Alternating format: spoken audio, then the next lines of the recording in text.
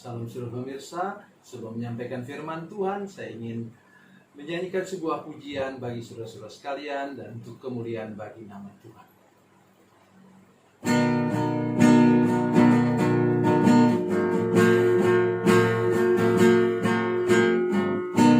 Setiap saat ku berlindung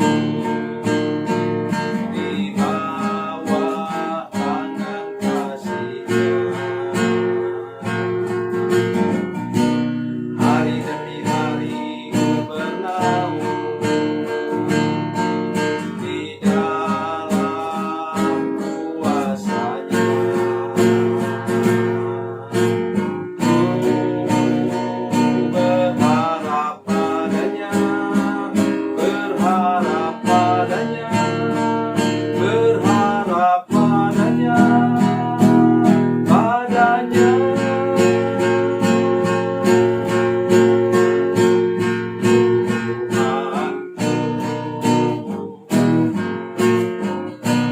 Setiap pagi ku menanti uluran tangan rahmat-Nya. Yesus Kristus Tuhan yang mulia memberikan berkat-Nya.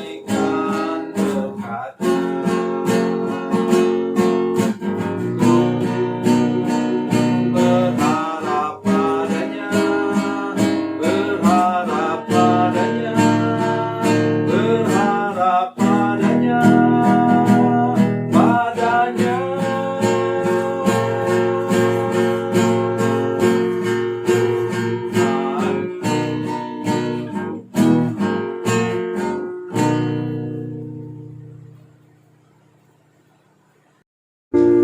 Salam saudara pemirsa, selamat berjumpa kembali dengan kami dalam program Berita Pengharapan.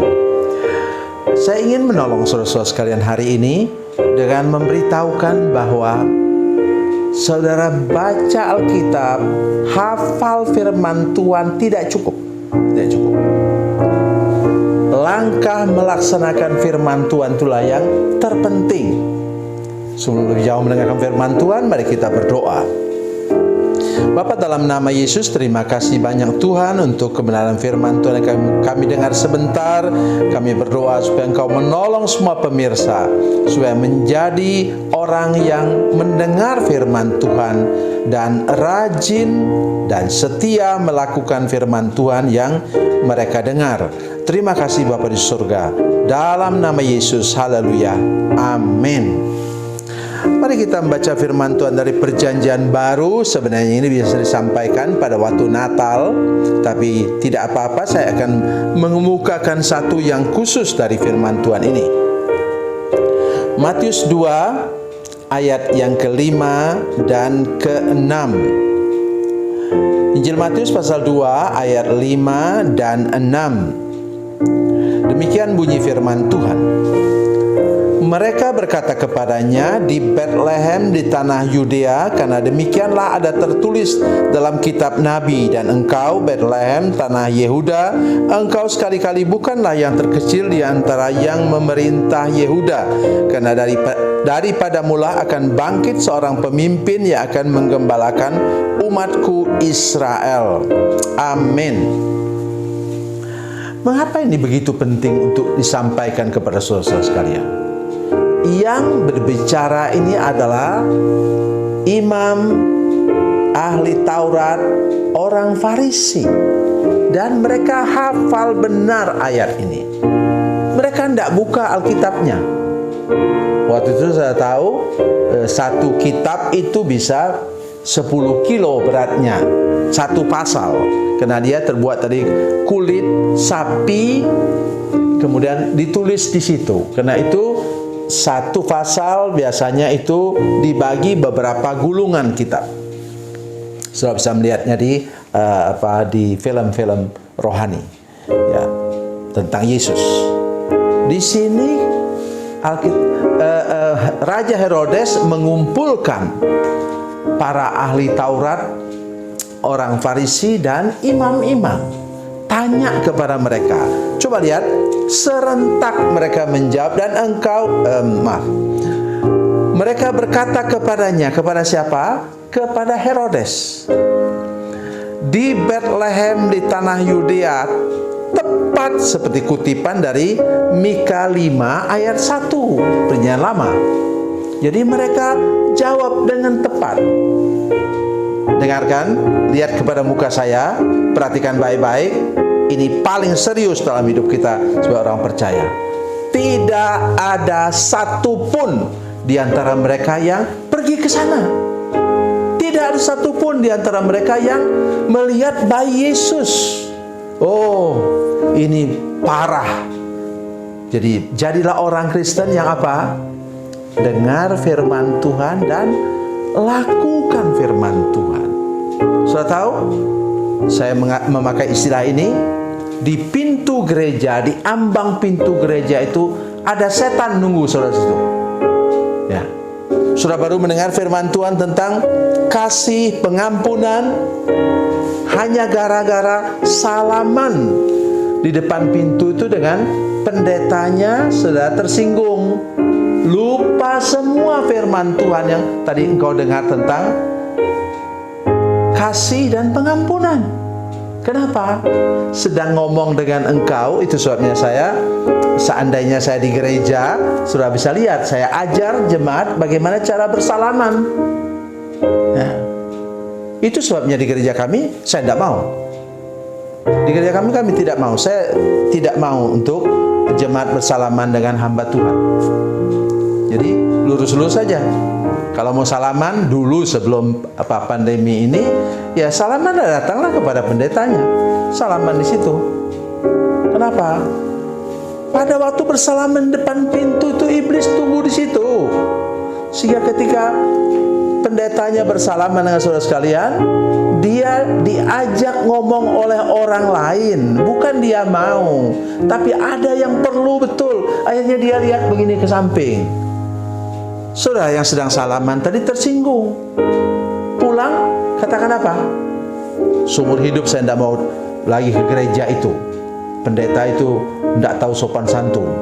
Coba saudara lihat. Coba saudara perhatikan.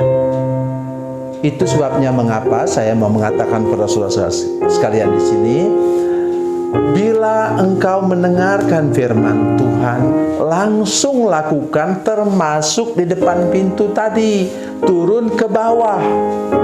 Oh saudara sekalian, saya bukannya tidak mendengar. Ya. Ada orang turun ke bawah, bilang katanya, "Anda mau saya lagi ke gereja ini." Selalu nyinggung-nyinggung. Setiap kali saya datang, senior pastor tuh ngomong tentang rokok. Siapalah yang merancang orang ngomong tentang rokok terus? Jadi bapak itu tidak mau lagi ke gereja. Apa artinya? Dia tidak mau diberkati oleh Tuhan lewat apa yang dia dengar.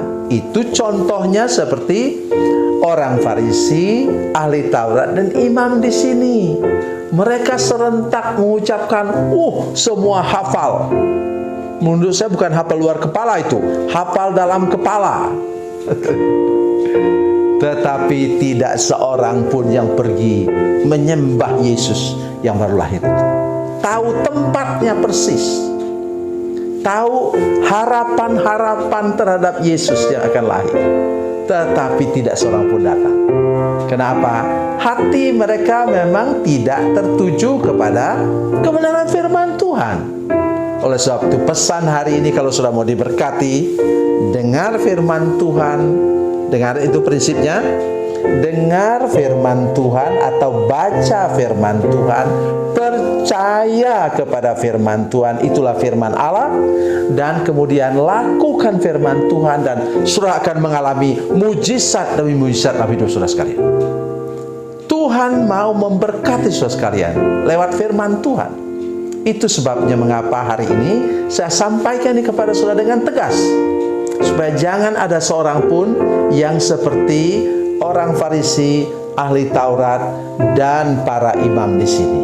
hiduplah dengan firman Tuhan, percayalah akan firman Tuhan, lakukan firman Tuhan, dan saudara akan mengalami hal-hal luar biasa bersama-sama dengan Tuhan. Lihat orang Majus, sampai mereka ke sana, mereka betul-betul diberkati oleh Tuhan Yesus yang waktu itu masih berumur 2 tahun. Jadi hari ini saya ingin mengatakan kepada sekalian, dengar firman Tuhan, sampailah kepada titik di mana firman Tuhan berbicara kepadamu, sehingga engkau akan diberkati Tuhan secara luar biasa. Jalan hidupmu diatur dan dijaga oleh Tuhan. Tuhan Yesus memberkati, Tuhan Yesus baik. Mari kita berdoa.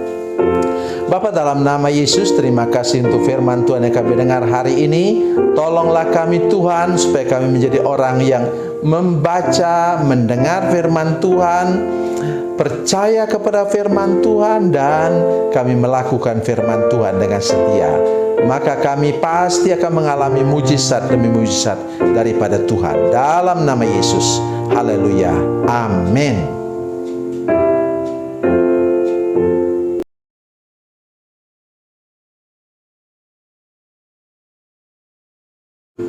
Salam saudara pemirsa, mengakhiri program ini, saya mohon kepada saudara-saudara pemirsa sekalian untuk bila saudara menyaksikan program ini melalui channel YouTube, maka tekan subscribe dan bunyikan lonceng.